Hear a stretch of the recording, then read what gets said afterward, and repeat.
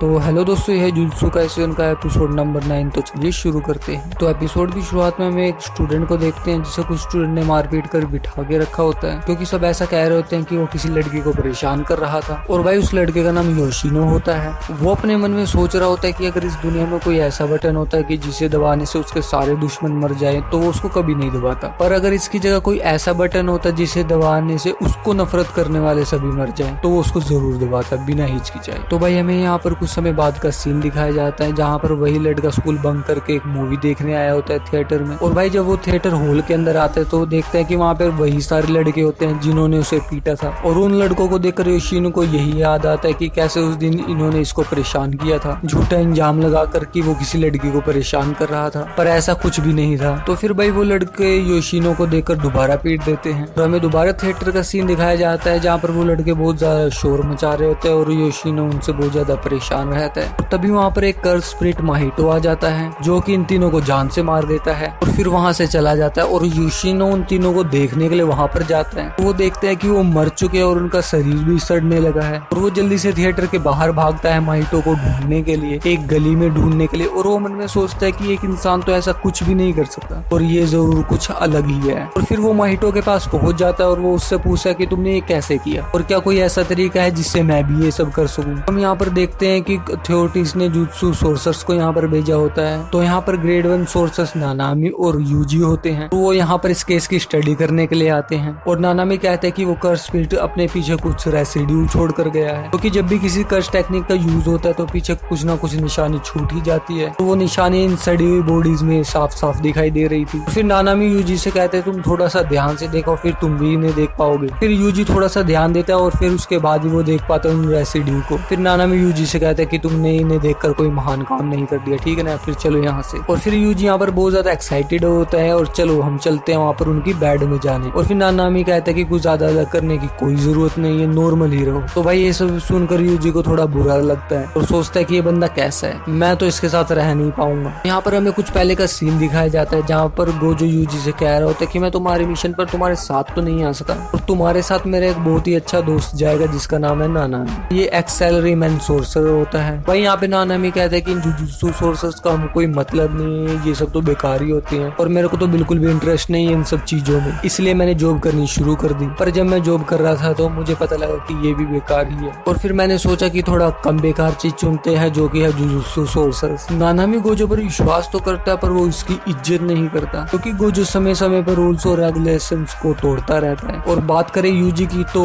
नानामी उसे भी proper jujutsu सोर्सर्स नहीं मानता, क्योंकि उसने सुकुना के फिंगर्स निकल रखी होती है, इस वजह से उसमें थोड़ी बहुत पावर होती है। भाई हमें यहाँ पर फिर से पहले वाला वही सीन दिखाया जाता है जहाँ पर नानामी और यूजी होते हैं। तो भाई वो यहाँ पर जब रेसिड्यू का पीछा करते जाते हैं तो वो बिल्डिंग की छत पर पहुंच जाते हैं। यहाँ छत पर बारिश हो रही होती है और नानामी साइड में देखता है तो यहाँ पर कुछ कर्सेज होते हैं। फिर नानामी कहता है कि हम दोनों के पास एक एक कर्सेज है तो चलो फिर निपटाते हैं इन्हें। फिर यहाँ पर यूजी सोचता है कि मैं नहीं चाहता कि नानामी मुझे हमेशा एक बच्चा ही समझे, तो इसलिए मैं अब छोड़ूंगा नहीं इन्हें, मैं अपने आप को साबित करके दिखाऊंगा। तो फिर नानामी कहता है कि हम दोनों में से मैं ही बड़ा हूँ तो मैं ही डिसाइड करूंगा कि कौन लड़ेगा और ये मेरी ही रिस्पॉन्सिबिलिटी है कि मैं तुम्हारी जान बचाऊं। और वैसे भी मैं गोजो की तरह नहीं हूँ और जिंदगी और मौत वाली सिचुएशन से बाहर निकलने को अडल्ट्री नहीं कहते, वो जिंदगी की छोटी छोटी चीजें होती है जो तुम्हें अडल्ट बनाती हैं। तो भाई यहाँ पर नानामी उन कर्सेस को मार देता है और नानामी यूजी को कर्सेस के बारे में बताता है, पर यूजी उसकी बातों पर ज्यादा ध्यान नहीं दे पाता क्योंकि वो खुद ही लड़ने में व्यस्त होता है। तो फिर यूजी नानामी से कहता है कि तुम्हें नहीं लगता कि तुम्हें अपनी ये सारी की सारी बातें अपने दुश्मन के सामने नहीं बोलनी चाहिए। तो फिर नानामी कहता है कि कभी कभी अपने दुश्मन को अपनी बातें बताने से वो कमजोर पड़ जाता है, ये एक फैक्ट की तरह है और इससे हमारी एबिलिटी भी बढ़ जाती है। और वो चीज वो यहाँ पर साबित भी करके दिखाता है जब उसका ओपोनेंट उसके सामने से आ रहा होता है। तो भाई वो उसका वीक पॉइंट समझ के उसको एक ही वार से हरा देता है अपनी तलवार की मदद से। यहाँ पर बस अब यूजी का ओपोनेंट बचा होता है और नानामी यहाँ पर बोलना बंद कर चुका होता है, इस वजह से यूजी भी अपने अपोनेंट पे ध्यान दे पाता है। यूजी ने भी बहुत ज्यादा ट्रेनिंग की थी तो इसलिए वो भी अपनी ताकत दिखाने के लिए तैयार हो जाता है। वो अपनी सारी एनर्जी अपने हाथ के अंदर इकट्ठा कर लेता है और हमें यहाँ पे पहले का सीन दिखाया जाता है जब यूजी ट्रेनिंग कर रहा होता है और गोजो उसको एक बात बताता है, तुम्हारी कर्स एनर्जी में थोड़ा सा टाइम लैग है कि तुम्हारे सिंगल अटैक से 2 इम्पैक्ट पड़ते हैं। और जब भी यूजी अपने किसी अपोनेंट को एक पंच मारता है तो वो उसका पहला इम्पैक्ट होता है, दूसरी तुम्हारी कर्स एनर्जी उसे हिट करती है वो दूसरा इम्पैक्ट होता है और हम इसका नाम रखेंगे डाइवर्जन फेस। और फिर यहाँ पर जब नानामी अपनी आंखों से इस टेक्निक को देखता है तो वो बहुत ज्यादा हैरान हो जाता है।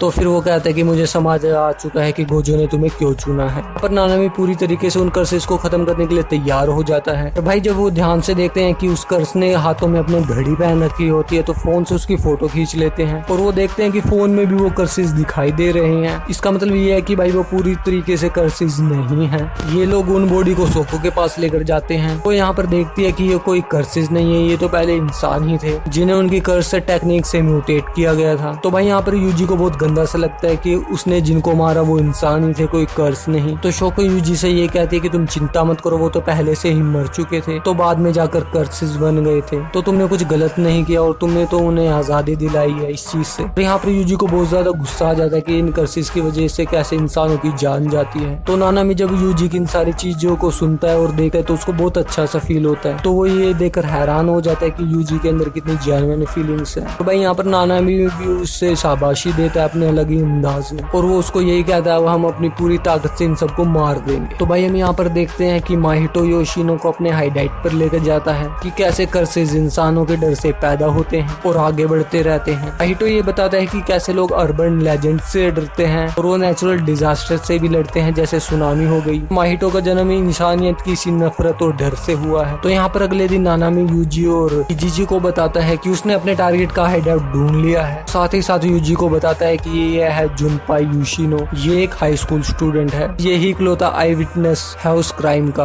और फिर तुम और इजिजी जाओगे और उसे ढूंढोगे और मैं हाइडआउट की इन्वेस्टिगेशन करूंगा। तो भाई कुछ समय बाद वो दोनों मिलकर योशिनो को ढूंढ लेते हैं। तो भाई हम यहाँ पर देखते हैं कि यूजी ने अपने हाथों में कुछ छोटा सा पिंजरा टाइप पकड़ के रखा होता है जो तिलिस्मन से बंद होता है और उसके अंदर एक छोटा सा कर्स होता है। तो भाई यहीं पर ये एपिसोड खत्म हो जाता है और अगर आपको अगला एपिसोड देखना हो तो आपको लास्ट में दिख जाएगा, लिंक डिस्क्रिप्शन में है।